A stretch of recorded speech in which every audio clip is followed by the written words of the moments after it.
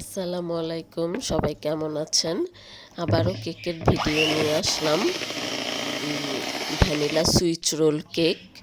Vanilla swiss roll cake কিন্তু আগে একদম ছোট ছোট দোকানে কিন্তু খুব বিক্রি করতো, মানে পলিথিনে ঝুলিয়ে রাখতো, আমরা দেখতাম, ভীষণ ভালো লাগতো। তখন তো কেক বানানো জানতাম না। খুব আসলে আকর্ষণ মনে হইতো যে কেকটা মনে হয় খুব মজা। তো আমি যখন শিখলাম কেক, তখন সুইচ রোলটা খেয়ে দেখলাম ভীষণ মজা, ভালো লাগে। আসলে ভ্যানিলা কেকটাই আমার সুইচ রোল বানালে বেশি ভালো লাগে।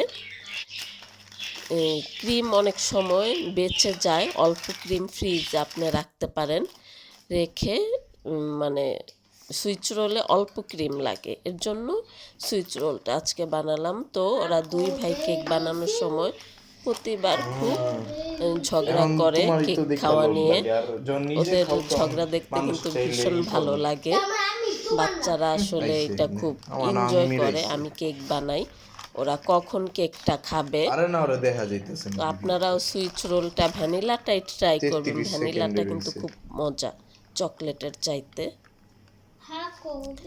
তো ভালো থাকবেন হইছে? সবাই।